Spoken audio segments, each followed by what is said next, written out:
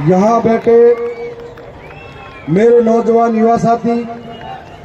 मेरी इज्जतदार माताएं बहनें, मेरे बड़े भाई, दोनों विधायक, साथ ही मंचासीन अतिथि, થોડાક દાડા પહેલા ચુનાવ આપણા અણાસ ઇલાકામાં એક કાર્યક્રમ થયો और આ कार्यक्रम में बड़े भाई राजकुमार जी आप सबों में मलाड़वा लेने आया और आप सबों मलवा बाद में एक वादा की तो कि चुनाव में आपको साथ सहयोग मिलेगा और दरियावत विधानसभा की जनता, दरियावत विधानसभा के कार्यकर्ता, आप सबकी विचारधारा, आप सबकी मेहनत हो आज आपके सामने में उभो हो, आप सबकी मेहनत हो विधायक बनियो हो, ये बात आप सभी धन्यवाद कवाई हो। साथ ही आप सब मलवाबाद में हमारा पुराना दाड़ा याद आया है। क्या चुनाव लड़ियो जीतियो जनाओ पहले उदयपुर का अलग अलग इलाका में मैं भी करिया काम और मजदूरी की दिक्कती है। उदयपुर का अलग अलग इलाका में मैं भी गार्ड को काम की करतो है, अलग अलग फैक्ट्री में काम की करतो है। तो सब बड़ी बात यह है कि लोकतंत्र में जो व्यक्ति चुनाव लड़े, चुनाव में सबको मनोबल और विश्वास ये बात की है कि बड़ा बड़ा आदमी चुनाव लड़े, बड़ा बड़ा आदमी विधायक बने और मन में यह है कि जे आदमी बड़ी बड़ी पार्टी वाला वह विधायक बने। लेकिन ये आदिवासी समाज, नौजवान युवा, मेरे किसान भाई और आप सभी हम सब मजदूर भाइयों की वजह से ये परिपाटी बदल गई कि राजा का बेटा राजा नहीं हो सकता, हम में से कोई भी आपका काम संभाल सकता है, तो योग्यता रखता है कोई आदमी बन सकता है। और सब बड़ी बात यह है कि राजस्थान के मैं 3 विधायक जीतिया है और तीनों विधायक एक साधारण परिवार और जीतिया करता है। वे सब आपके जीव से आपके जैसे ही घर बार है, आपके जैसे ही मेहनत करने वाले थे और सबसे बड़ी बात है कम उम्र का विधायक है। तो ये ऐसी विचारधारा हुई कि मैं आज राजस्थान को बांटने जाऊं,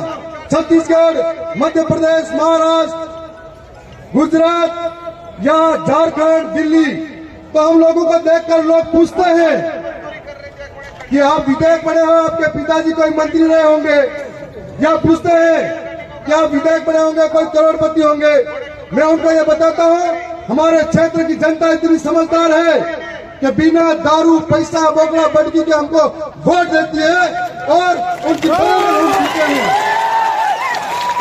तो आज वो लोग विश्वास नहीं करते हैं कि आदिवासी इतने समझदार हो गए। मैं कहता हूं कि हमारे लोग दूसरी आजादी की लड़ाई लड़ने चल पड़े हैं। पहली लड़ाई गोरे अंग्रेजों से थी, दूसरी लड़ाई काले अंग्रेजों से लड़ने चाह रहे हैं। और आज ये लड़ाई भ्रष्टाचार की है, ये लड़ाई भूखमरी की है, ये लड़ाई बेरोजगार की है, ये लड़ाई नौजवानों के शिक्षा की है, ये लड़ाई रोज हो रहे पलायन की है, ये लड़ाई रोज हो रहे बलात्कार और हमारे साथ हो रहे अन्याय अत्याचार की है, ये लड़ाई हर एक किसान के न्याय की है, ये लड़ाई हर एक महिला के सम्मान की है, ये लड़ाई हर एक आने वाले आदिवासियों के भविष्य की है, ये लड़ाई हमारे अस्तित्व की है। और ये लड़ाई हम सब नहीं हम अकेले नहीं लड़ सकते और हम सब लड़ सकते हैं, ये आप सबको कहने आए हैं।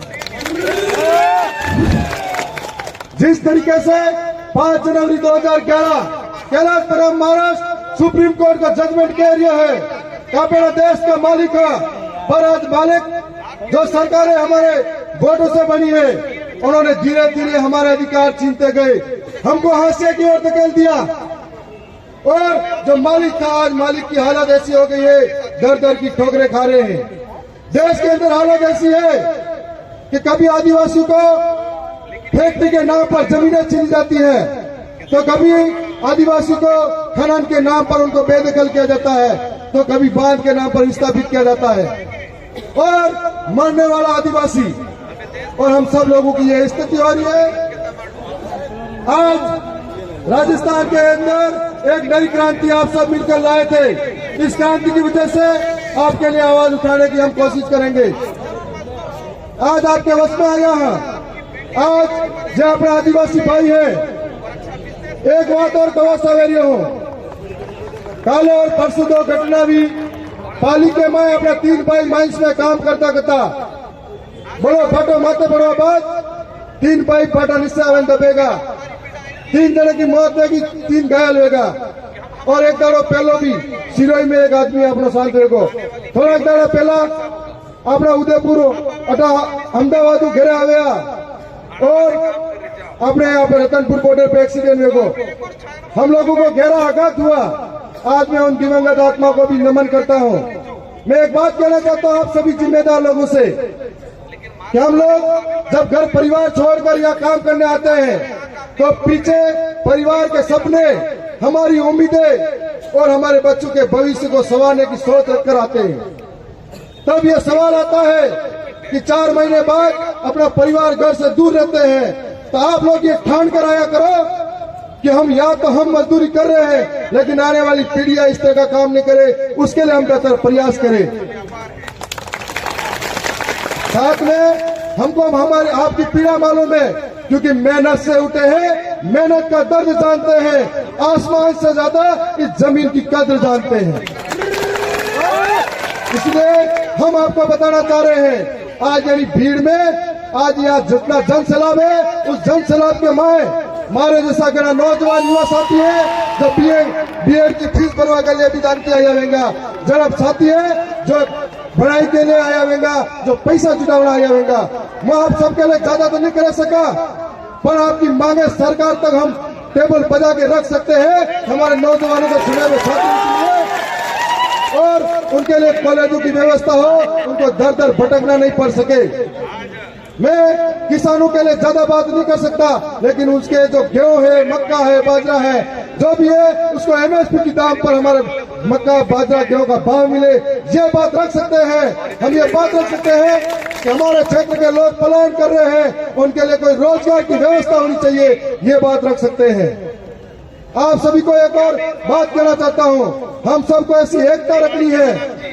मेरे को एक बात का दुख होता है जदी जदी त्योहार आवे आपने तो मेहनत करा, मजदूरी करा और पैसा लेने घर जा तो रास्ता में पिता भी आवा खुशी खुशी में, तो घर वाला इंतजार करे, परिवार इंतजार करे, माँ बाप इंतजार करे, 4 महीना तक बेटो आवेरियो है या हमारा भाई आवेरियो है या हमारा पति आवेरियो है और रास्ता में कोई एक्सीडेंट हो जाए तो पूरी जिंदगी पर माँ बाप, परिवार, बच्चा दुखी रह जाए। यह बात आप सभी में हमें भी पड़ेगा कि त्योहार तो होता लोग आवे पर पूरा परिवार जिंदगी पर हमारा त्योहार मनावे नहीं, ऐसी स्थिति आप नहीं करावना सावा। तो आना के लिए वे पैसा बेड़ा कर लेने जावा है, अगर वे पैसा ज्यादा खर्च करवा की है इच्छा तो शिक्षा के नाम पर खर्च कर दो, तो गाँव में अनाथ है वहाँ हल दो, जो काम कर दो आप साथ। तो एक और बात करवा सा रही हो कि अपने इलाका में आप एक जो पैसा कमा है